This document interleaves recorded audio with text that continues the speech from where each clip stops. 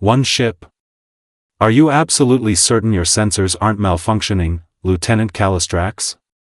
Commander Prax Thornvald's 6 eyes blinked in rapid succession as he stared at the holographic display. Lieutenant Zora Calistrax ran her tentacles over the control panel, recalibrating the sensors for the 3rd time. Confirmed, Commander.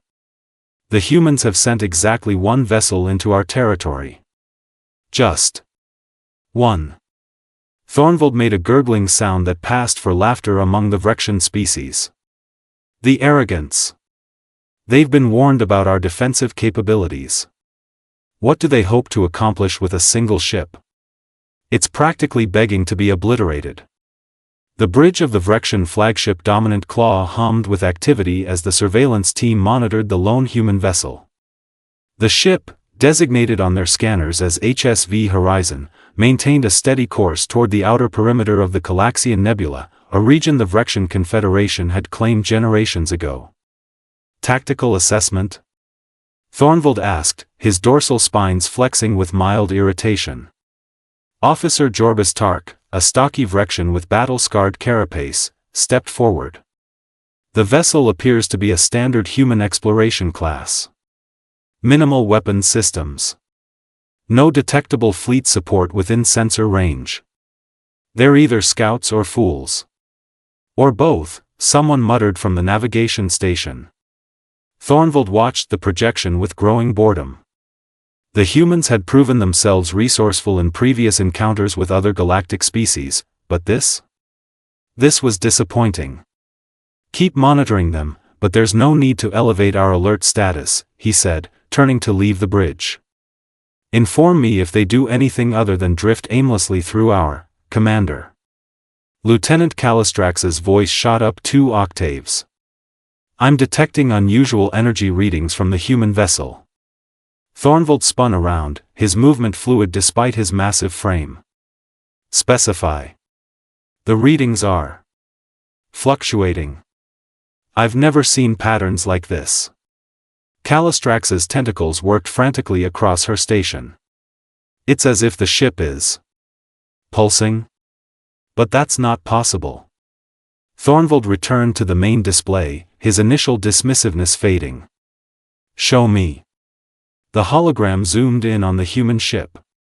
To the naked eye, it appeared completely ordinary, a cylindrical craft with extendable solar arrays, typical human design aesthetics with their absurd fondness for symmetry. But the energy overlay told a different story. Waves of something were emanating from the vessel at irregular intervals. What are they doing? Thornvald murmured, more to himself than to his crew. Officer Tark cleared his throat. Could be a sensor malfunction, sir. On all frequencies simultaneously? I think not. Thornvald's spines now stood fully erect, a sign of alertness that his crew hadn't seen in seasons. Lieutenant Calistrax, dispatch a scout vessel. Keep a safe distance, but I want visual confirmation of what that ship is doing. Yes, Commander. As the scout ship's launch sequence began, Thornvald couldn't shake a growing sense of unease. The humans had sent 1 ship. Just 1. And somehow, that felt more threatening than an entire fleet, #only 1 ship? Part 2, The Deception Unfolds, Scout Vessel Talon 3 reporting back, Commander. The comms officer's voice cut through the tense silence on the bridge. They've completed their reconnaissance sweep. Commander Thornvald leaned forward in his command seat, the organic material conforming to his shifting weight. Put them through. The holographic display flickered, revealing the 4-eyed face of Scout Captain Merrick's Dune. Commander, we've circled the human vessel at varying distances. There is nothing else out there. Just the 1 ship, as reported. Thornvald's facial ridges furrowed. And the energy pulses? Confirmed, sir. The vessel is emitting some kind of modulated energy field, but its purpose is unclear. It doesn't match any weapon signature in our database. Lieutenant Calistrax interrupted, her tentacles twisting anxiously. Commander, I'm detecting unusual communication patterns from the human ship. They're broadcasting on 17 different frequencies simultaneously, but the messages appear to be empty. Empty? Explain. Thornvald's patience was wearing thin. The carrier waves are there, but they contain no discernible data. It's as if they're talking to no one, or... Her voice trailed off. Or what, Lieutenant? Thornvald snapped. Calistrax's skin paled slightly. Or communicating in a way we cannot detect or understand. The bridge fell silent. Officer Tark, usually quick with tactical suggestions, seemed at a loss. Thornvald began pacing, his claws clicking against the metallic floor. This makes no sense. No species sends a single, lightly armed vessel into enemy territory without support. Perhaps it's a diplomatic mission, suggested a junior officer. Then why not identify themselves as such? Thornvald growled. No, they're planning something. Have we checked for subspatial anomalies? Dimensional rifts? Anything that could hide additional vessels? The science officer shook her head. Nothing, Commander. Space is clear. Thornvald slammed his fist on the console. Nothing is ever this simple with humans. Their history is riddled with deception and surprise attacks. They're famous for it. The crew exchanged nervous glances as their commander's paranoia mounted visibly. His normally controlled demeanor was cracking. Sir, Calistrax said cautiously, perhaps we should. The alert siren cut her off. Every screen on the bridge flashed red. What now? Thornvald demanded. The science officer's fingers flew across her console. Commander. I'm detecting a massive energy surge from the human vessel. It's changing. Something's happening to our sensor readings. The main display showed the human ship shimmer briefly before stabilizing. What just happened? Thornvald asked, eyes fixed on the screen. Sir, the science officer whispered, her voice barely audible, for exactly 2.3 seconds, our sensors detected 7 additional ships surrounding the first one. They appeared and then vanished. Thornvald's blood ran cold. They've developed cloaking technology. Advanced cloaking technology. The implication struck the bridge crew like a physical blow. They weren't facing one human ship. They were surrounded, #only one ship. Part 3, ambush, raise shields. Power up weapon systems. All vessels move into defensive formation Bex 9. Commander Thornvald's orders thundered across the communication channels to the 17 ships in his fleet.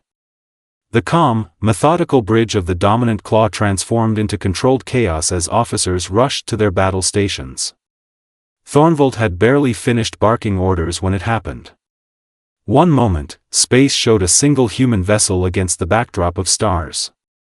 The next moment, as if reality itself had hiccuped, 23 human warships blinked into existence, surrounding the Vrexian fleet in a perfect sphere of firepower. By the ancestral void. Officer Tark gasped, his usually stoic demeanor shattered. Where did they come from? They were there all along, Lieutenant Calistrax said, her voice unnaturally steady despite her rapidly paling complexion. Their cloaking technology must be years beyond our detection capabilities. Commander Thornvald's 6 eyes darted between tactical displays, searching desperately for an escape route. Status of the fleet? Completely surrounded, sir. The humans have positioned themselves at our most vulnerable points, Calistrax reported. They've even calculated for our blind spots. It's as if they've studied our ship designs intimately. The tactical officer interrupted, Sir. 3 more human vessels have appeared directly beneath us. They weren't there 5 seconds ago. Panic rippled through the bridge crew.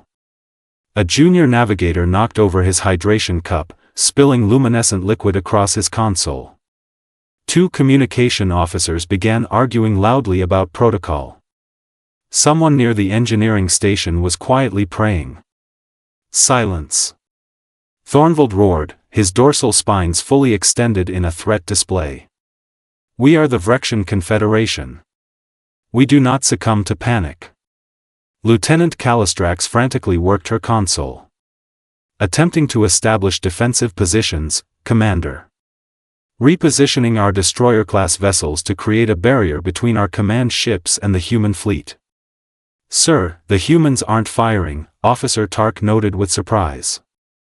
"They've established their position, but they're just waiting." Thornvald narrowed his eyes.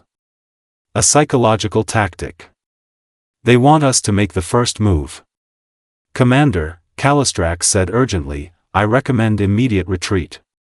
If we engage our hyperdrives simultaneously and scatter in different, incoming transmission from the human fleet," the communications officer interrupted. Before Thornvald could respond, the main display activated, showing a human female with dark skin and piercing eyes. The insignia on her uniform marked her as a high-ranking officer. "Vrexian Vessel Dominant Claw," she said pleasantly, as if greeting old friends at a social gathering. "This is Captain Eleanor Blackwood of the Earth Alliance. I see you've finally noticed us. How inconvenient for you." Thornvald signaled for the communication to be muted. "Prepare for emergency retreat. All vessels, calculate random jump coordinates." But when the order went out, the responses came back uniformly negative. "Sir," Calistrax reported, horror creeping into her voice, "our hyperdrives aren't responding. They've somehow locked our systems. We can't escape." Thornvald looked back at the smiling human captain on the screen and realized, with crushing finality, that he had catastrophically underestimated humanity. #only one ship? Part 4, New Respect, you understand the terms of surrender, Commander Thornvald? Captain Eleanor Blackwood sat across the negotiation table, her posture relaxed yet commanding. The conference room aboard the Dominant Claw now hosted an unexpected gathering, Vrexian leadership facing human representatives with distinctly less superiority than they had projected mere hours ago. "I understand," Thornvald replied stiffly, his dorsal spines flattened in submission. "Though I still fail to comprehend how your fleet remained undetected by our sensors. Our technology is among the most sophisticated in 3 galactic quadrants." Captain Blackwood smiled, the expression somehow both genuine and predatory. "Perhaps it was. Until today." She gestured to a tall human male beside her. "Professor Hamid, would you care to explain the basics? I believe our Vrexian friends have earned that much." The professor activated a holographic display showing the schematics of the human vessels. "We call it quantum displacement camouflage. Simply put, our ships exist in a state of quantum uncertainty, simultaneously here and elsewhere. Your sensors detected the quantum wave patterns but interpreted them as anomalous energy readings rather than physical vessels." Lieutenant Calistrax, seated beside Thornvald, leaned forward with undisguised fascination. "That's why the energy signatures were pulsing. Your ships were phasing in and out of our detectable reality spectrum." "Precisely," Professor Hamid nodded, seemingly pleased by her quick understanding. "A technology developed from studying the natural camouflage abilities of Earth's cephalopods, combined with quantum physics." "Based on your ocean creatures?" Officer Tark asked incredulously. "You modeled space warfare technology after primitive sea animals?" Captain Blackwood laughed. "Humans have always found inspiration in unexpected places, Officer Tark. Nature evolved solutions over billions of years that our engineers merely adapted. Why reinvent the wheel, or in this case, the camouflage?" Thornvald's confusion was evident. "But why enter our territory with such a small force? Why not bring your entire fleet if you have this advantage?" "A test," Blackwood replied simply. "We needed to confirm the effectiveness of our technology against Vrexian sensors specifically. Your reputation for advanced detection systems is well deserved." "A test," Thornvald repeated, the words bitter on his tongue. "You risked war as a test." "We risked nothing," Blackwood corrected. We knew exactly what we were doing. And now, we can proceed to more productive discussions, like the treaty we're proposing. As the diplomats from both sides began outlining treaty parameters, Thornvald found himself studying the humans with newfound respect. Their physical form seemed so fragile, soft-skinned, minimal natural protection, no claws or significant strength. Yet their minds had outmaneuvered a species that had evolved as apex predators. Later, after the humans had returned to their vessels, Thornvald stood with Calistrax on the observation deck, watching the now visible human fleet maintaining position around them. "Do you know what troubles me most, Lieutenant?" he asked quietly. "What, Commander?" "I wonder how many other species have underestimated them in exactly the same way. And how many of those species still exist to tell about it?" Calistrax's tentacles curled thoughtfully. "Perhaps that's why humans only needed to send one ship, sir. The best deception isn't just about hiding your strength, it's about making sure everyone knows you've been hiding it, once it's too late to matter."